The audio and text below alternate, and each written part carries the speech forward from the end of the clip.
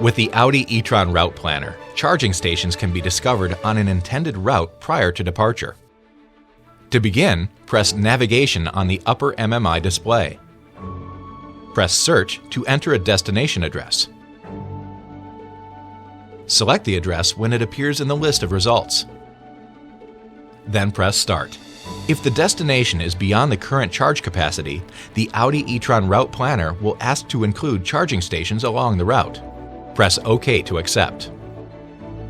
A new route will appear including any needed charging stations along the way, as well as an estimated charge level upon arrival and the distance between each stop.